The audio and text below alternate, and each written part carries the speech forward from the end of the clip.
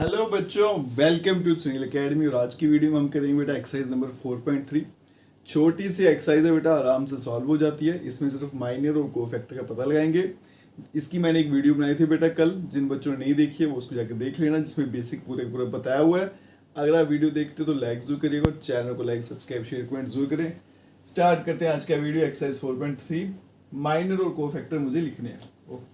यहाँ को मैं भूल ही गया, इसको मैं कंप्लीट कर लेता हूँ पहले। ठीक है, तो कैसे करेंगे बेटा? पार्ट 1 देखिए, माइनर भी लिखना कोफैक्टर भी। तो माइनर को मैं m से लिखता हूँ, m11, यहाँ पे आ जाएगा m12, फिर आ जाएगा आपका बेटा m21, फिर आ जाएगा आपका m22, और यहाँ लिख लेते हैं कोफैक्टर c11, c12, c21 और c22। ठीक है जी। अब माइनर फाइंड करते आएंगे, कोफैक्टर आसान ही है।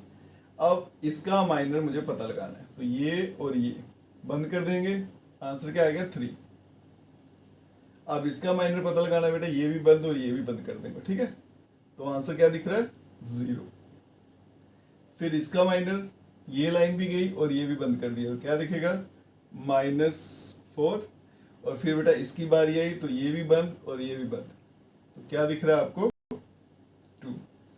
मेरे जो कोफैक्टर होंगे वो सेम यही नंबर होंगे, 3, 0, -4 और 2। बस एक साइन लगाना है। कल बताया था बेटा, इन दोनों को प्लस करो तो क्या आता है? इवन। तो फिर प्लस ही लगाना होता है, फिर कुछ नहीं करना, जैसा है वैसा लिखो। ऑड आएगा तो फिर माइनस का साइन लगाना है बस। 2 + 1 3, ये तो 0, फर्क ही नहीं पड़ेगा। 2 + 1 3, ऑड आ गया तो इसमें एक माइनस मुझे खुद से लगाना है। एक माइनस खुद से लगाऊंगा, एक ये वाला, तो बन जाएगा बेटा +4। ठीक है, तो ये यहाँ से हटा देते हैं। और ये C22 इवन बन गया, तो जैसा है वैसे रखें, मतलब इवन हुआ तो जैसा है वैसा रखिए। ऑड है तो साइन चेंज कर दीजिए, बस इतना सा काम याद रखना है। चलते हैं बेटा अब नेक्स्ट। इसके माइनस M11, फिर आगे बेटा M12, फिर आ जाएंगे M21 और फिर M22, और इसके कोफैक्टर C11, C12, फिर यहाँ पे C21 और C22। पहला A है बेटा, तो ये लाइन भी गई, ये भी चलेगी, सीधा क्या आएगा? D। फिर C की बारी, ये लाइन गई और नीचे वाली लाइन, और पीछे क्या बचेगा मेरा? B। फिर B की बारी बेटा, तो अब क्या करेंगे? यहाँ से सीधी लाइन और ये वाली लाइन काट दो, क्या दिखेगा? C। जब D की बारी है तो ये भी छुप गया और ये भी छुप गया, तो क्या दिखेगा आपको? A। कोफैक्टर मेरे सेम ही रहेंगे, यहाँ पे D, यहाँ पे B, यहाँ पे C और यहाँ पे A। यहाँ पे ऑड है तो एक माइनस लगेगा, सॉरी ये तो इवन था। यहाँ पे ऑड है तो एक माइनस लगेगा, ये भी ऑड है, एक माइनस लगेगा, और ये इवन है, जैसा है वैसा ही रहेगा। ठीक है, अब चलते हैं बेटा 3/3 के माइनर और कोफैक्टर पता करने। ये आ गई बाउंड्री। तो पहले बेटा M11, फिर आएगा आपका M12, फिर आएगा M, थोड़ा स्पेस दे लेता हूँ, और M13। इसी तरह से आएगा M21, M22 और M23। फिर आएगा बेटा M31, M32 और M33।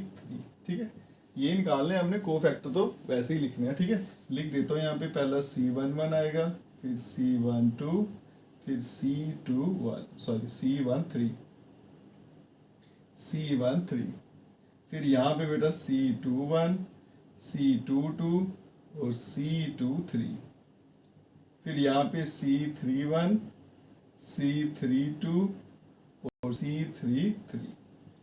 अब यहाँ देखो बेटा, इनके माइनर कैसे निकलेंगे? जैसे इसका माइनर निकालना है तो लाइन है तो छोड़नी है। ठीक है, पीछे क्या बच गया? 1 0 0 1। इसको सिंप्लीफाई करेंगे जैसे 2/2 की डिटरमिनेंट सॉल्व करते हैं। ठीक है, तो पहले इसको मल्टीप्लाई करना, क्या आएगा? 1, और फिर माइनस क्या आएगा? 0। तो 1 - 0 1 ही रहेगा। ठीक है, फर्क नहीं पड़ेगा। तो पहला माइनर आ गया। फिर इसके बाद में 0 है, तो यहाँ से ये भी गया, ये भी गया, क्या बचा 0 0 1 0 1, 0 इंटू 1 करूँगा तो 0 और माइनस 0 तो ये तो 0 ही रहा, ठीक है। M13 इसकी बारी, ये लाइन भी चलेगी, ये लाइन भी चलेगी, 0 1 0 0 बचा, 0 इंटू 0 किया तो 0, माइनस 1 इंटू 0 वो भी 0, तो इसका आंसर भी क्या रहेगा 0 रहेगा। अब इसकी बारी आ गई, ठीक है। ये लाइन यहाँ से चलेगी, इसको मैं ड्रॉ कर लेता हूँ, और यहाँ से ये वाली लाइन चली, तो बचा 0 0 0 1, 0 इंटू 1 0, फिर 0 इंटू 0 0, वो तो 0 ही रहेगा। फिर आगे इसकी बारी, तो ये लाइन कट जाएगी बेटा, तो 1 0 0 1, 1 इंटू 1 क्या बचेगा 1, फिर माइनस और 0 इंटू 0 करूँगा तो वो 0 रहेगा, तो आंसर 1 ही आएगा। M23 इसकी बारी, अब ये वाला लाइन कट जाएगी, 1 0 0 0, 1 इंटू 0 0, फिर माइनस 0 इंटू 0 करूँगा तो 0 ही आता है, ठीक है। M31 अब इसकी बारी, ठीक है। तो इसको क्या करता हूँ मैं, हॉरिजॉन्टल लाइन ये वाली मार्क कर लेता हूँ, वर्टिकल ये वाली कट जाएगी, तो 0 0 1 0, 0 इंटू 0 0, माइनस 0 इंटू 1 0, तो ये 0 ही रहेगा। M32 बेटा इसकी बारी, तो ये लाइन कटेगी, 1 0 0 1 बचा, 1 इंटू 0 0, माइनस 0 इंटू 0, तो ये भी 0, सारे 0 ही 0 आते आ रहे हैं। और M33 के लिए ये वाली लाइन कटेगी, 1 इंटू 1 1 आएगा, माइनस 0 इंटू 0, तो वो 0 ही रहता है। तो माइनस सारे निकल के बेटा आप कोफैक्टर देखिएगा। पहला कोफैक्टर 1, पहले कोफैक्टर लिख लेते हैं, ये 0 आया, ये 0 आया, ये 0 आया, फिर 1 आया, फिर 0 आया, फिर 0, फिर 0, फिर 1, ठीक है। अब जहाँ जहाँ पे 0 है ना, वहाँ पे आप प्लस माइनस लिखने का फर्क नहीं पड़ता, तो उसको आप छोड़ दीजिए, यहाँ या 1 है वहाँ चेक कर लेते हैं, क्योंकि टाइम बचाना है मुझे। 1 + 1 इवन है तो जैसा वैसा रखेंगे, और यहाँ पे 2 + 2 ये भी इवन है, जैसा वैसा रखेंगे, 3 + 3 ये भी इवन है तो जैसा वैसा रखेंगे, तो कोफैक्टर इसके यही बनेंगे, ठीक है। अब चलते हैं नेक्स्ट क्वेश्चन पे बेटा। तो मेरे पास स्पेस थोड़ी कम है, तो मैं यहीं पे यूज़ कर लूँगा, ठीक है। तो पहला जो है, इसकी ये वाली लाइन कट जाएगी हॉरिजॉन्टल, वर्टिकल कटेगी ये वाली, तो क्या आएगा 5 इंटू 2 10, ठीक है। तो ये आ गया बेटा 10, फिर फटाफट माइनस लगाना है, तो ये क्या आएगा माइनस का 1, तो माइनस माइनस प्लस 1, तो 10 और 1 मिलके कितना हो गया 11, तो ये आंसर कितना आ गया पहला 11, ठीक है जी। आगे चलते हैं M12, तो यहीं पे लिख दूंगा, चलो कोई बात नहीं, यही कर लेते हैं मैनेज। फिर आई इसकी बारी, तो ये वाली लाइन कट जाएगी, तो 3 - 1 0 2 बचा, 3 इंटू 2 6, और ये 0 से होगा तो 0 रहेगा, 3 इंटू 2 क्या हो गया 6, तो नेक्स्ट नंबर क्या आने वाला है 6। फिर बारी है इसकी, तो लास्ट वाली लाइन कटेगी, हॉरिजॉन्टल तो सेम ही रहेगी, 3 5 0 1, 3 इंटू 1 3, माइनस 0, तो 3 ही आएगा इसका आंसर, ठीक है।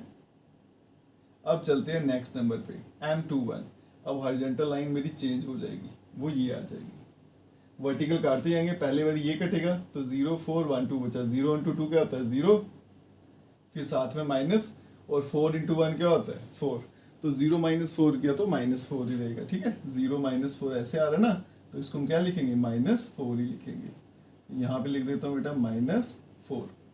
M22 के लिए ये वाली लाइन कटेगी, तो बचेगा 1 4 0 2, 1 इंटू 2 2, 4 इंटू 0 0, तो ये आएगा 2। आगे कटेंगे बेटा -1 है, तो ये वाली लाइन कटेगी, बचेगा 1 0 0 1, 1 इंटू 1 1, और 0 इंटू 0 वो तो 0 ही होता है, तो इसका आंसर 1 आ गया, ठीक है। अब चलते हैं M31 पे, अब हॉरिजॉन्टल लाइन में चेंज कर लेता हूँ, ये अब ये है हॉरिजॉन्टल लाइन, ठीक है। एक लाइन फिक्स होगी, वर्टिकल काटते जाएंगे, ये कटेगी, 0 इंटू -1 0, ठीक है। ये पहले आया 0, फिर क्या आएगा -5 इंटू 4 20, ठीक है जी। तो 0 - 20 किया तो आंसर -20 ही रहता है, ठीक है जी। तो इधर ही मैंने फिट कर दिया इसको। फिर इसकी बारी, तो ये सीधी लाइन कटेगी ऐसे, बचेगा 1 4 3 और -1, -1 इंटू 1, ये क्या रहता है -1, तो ये आ गया बेटा -1, ठीक है। तो 1 इंटू -1 -1, फिर फॉर्मूले का माइनस, और साथ में क्या ना 3 इंटू 4 12, तो ये बन गया 12 और एक माइनस का 13, तो ये यहाँ पे मैं लिख देता हूँ, ठीक है। आगे चलते हैं M33, इसकी बात, तो सीधे सीधे कटेगा 1 0 3 5, 5 इंटू 1 5, और फॉर्मूले का माइनस, और 3 इंटू 0 वो तो 0 रहेगा।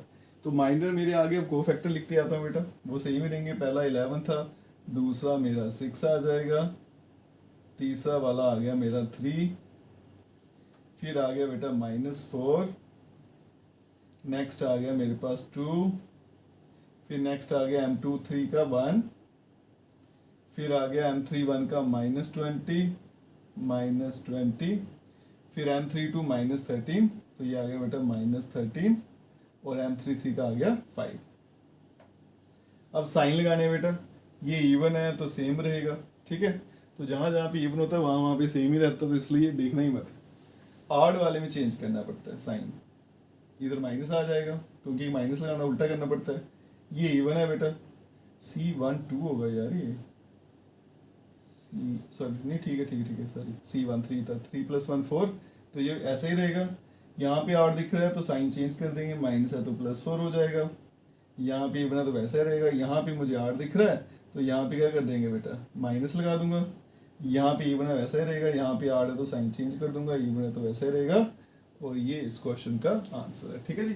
थोड़ा सा दिमागी काम लगता है बेटा, प्रैक्टिस करनी पड़ती है, और इसमें थोड़ा सा स्लो काम करना पड़ता है ताकि एरर ना हो, क्योंकि मुझे ये क्वेश्चन बड़े आसान होते हैं, मुझे चाहिए मार्क्स, ठीक। तो स्पीड नॉर्मल भी चलेगी स्टार्टिंग में, प्रैक्टिस करिए, जब अच्छे से प्रैक्टिस हो जाएगी फिर फटाफट निकालेंगे। अब चलते हैं बेटा इसके नेक्स्ट क्वेश्चन पे।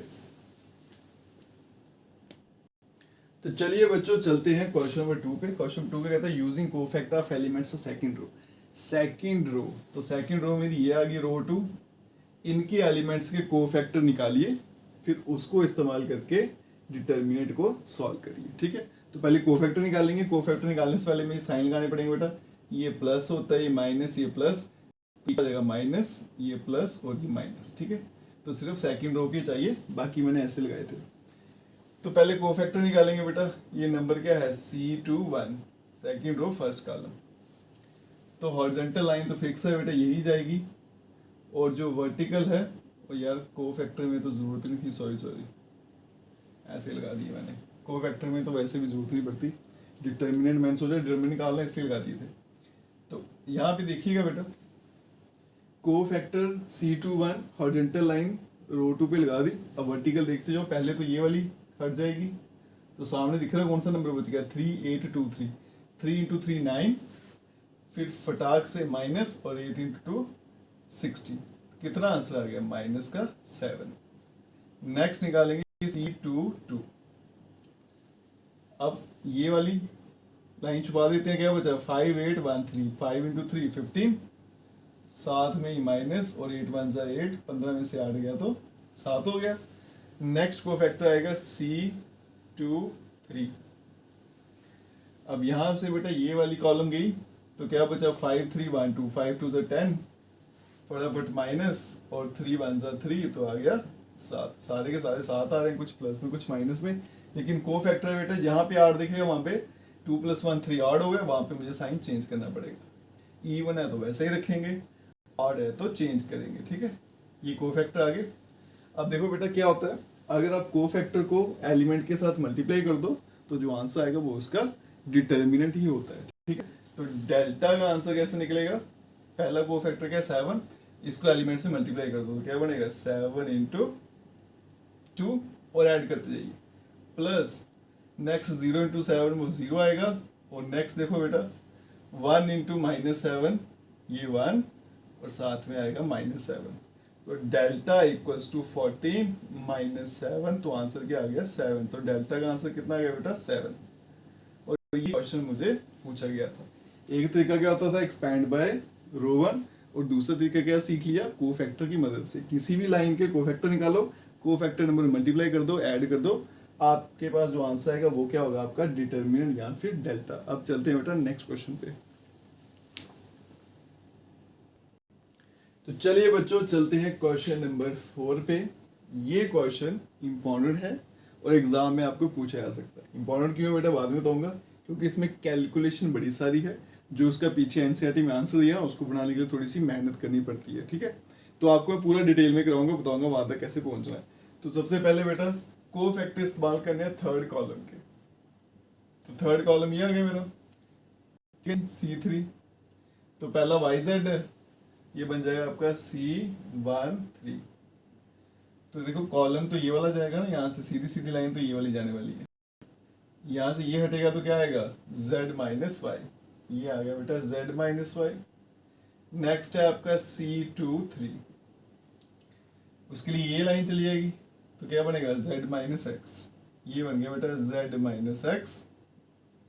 और नेक्स्ट है आपका C33, उसके लिए ये लाइन चलेगी तो क्या बनेगा y माइनस एक्स। अब यहाँ देखो बेटा को फैक्टर है तो प्लस माइनस का ध्यान रखना, यहाँ पे तो इवन है सेम रहेगा, ऑड है तो माइनस लगाना पड़ेगा, इवन है तो सेम बनेगा। अब चलते हैं डेल्टा को वैल्यूट करने पे। तो कैसे करते हैं बेटा, को फैक्टर और एलिमेंट्स मल्टीप्लाई करेंगे। तो पहला क्या है वाई जेड, और यहाँ पे आ गया z माइनस वाई, फिर बेटा प्लस zx, और ये मल्टीप्लाई होगा। अभी इसमें माइनस है तो प्लस माइनस माइनस हो जाता है, इसको पहले मैं लगा देता हूँ, और zx, और यहाँ बनेगा z माइनस एक्स, फिर प्लस एक्स वाई, और ब्रैकेट में y माइनस एक्स। आगे चलते हैं डेल्टा इक्वल्स टू, इसको अगर बेटा मैं मल्टीप्लाई करूं तो मल्टीप्लाई कर, चलिए मल्टीप्लाई कर देते हैं। ये क्या बनेगा y जेड स्क्वेयर, आगे बनेगा माइनस वाई स्क्वेयर जेड। ठीक है, अगर आप चाहते हो कि जो पीछे आंसर दिए वैसा लाना है तो जैसा मैं कर रहा हूँ वैसे करना बेटा। पहला तो मल्टीप्लाई कर देना, इसको कुछ मत करना, इसको लिखूंगा मैं लास्ट में, इसको मल्टीप्लाई करके पहले लिख रहा हूँ। तो ये बन जाएगा प्लस एक्स वाई का square minus x square y, और ये आ गया आपका जेड एक्स और जेड माइनस एक्स। और ये वाला क्वेश्चन जो है ना बड़ा कम सॉल्व करवाया जाता है, बच्चों को ऐसे होमवर्क में दे दिया जाता है क्योंकि कैलकुलेशन बड़ी लंबी है। आगे चलते हैं, बड़ा दिमाग लगाना पड़ता है बेटा बनाने के लिए। अब यहाँ देखो बेटा, ये वाला और ये वाला, ठीक है, इन दोनों को अगर मैं कंबाइन करूं तो y आ जाएगा कॉमन, बचेगा जेड स्क्वेयर माइनस एक्स का स्क्वेयर। ठीक है, फिर उसके बाद में ये दो बच गए, इन दोनों में से क्या आएगा वाई स्क्वेयर कॉमन आ रहा है। ठीक है, तो मैं माइनस वाई स्क्वेयर कॉमन ले लेता हूँ, और यहाँ बन जाएगा z माइनस एक्स। देखो अगर y से लेता तो क्या बनता माइनस जेड प्लस एक्स। ठीक है, तो मैंने क्या करना था माइनस कॉमन लिया तो क्या बन गया z माइनस एक्स, और ये वाला जो है इसको ऐसे ही रखेंगे, इसको कुछ नहीं करना है।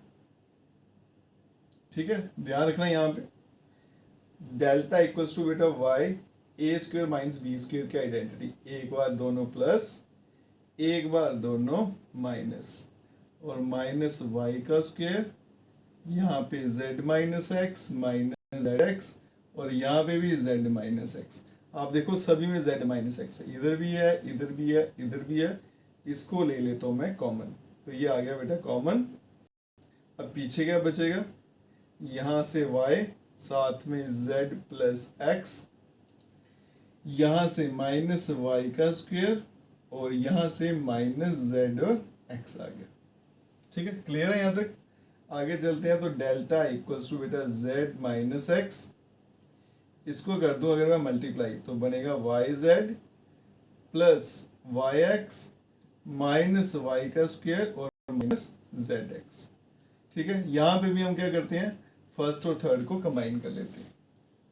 जैसे जैसे मैं कंबाइन करूँ सेम आपने वैसे ही करना बेटा, तभी आपका आंसर आएगा। देखो कितनी मेहनत करनी पड़ रही है, तभी ये क्वेश्चन जो है छोड़ दिया जाता है, करवाया नहीं जाता। यहाँ पे तो आ गया z माइनस एक्स।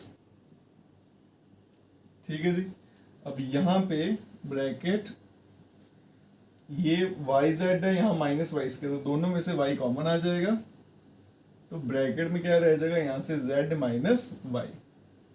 ठीक है, z माइनस वाई, और यहाँ पे plus y x minus z x, plus ये वाई एक्स और जेड एक्स है, एक्स दोनों में कॉमन आ रहा है, तो यहाँ बन जाएगा बेटा y माइनस जेड।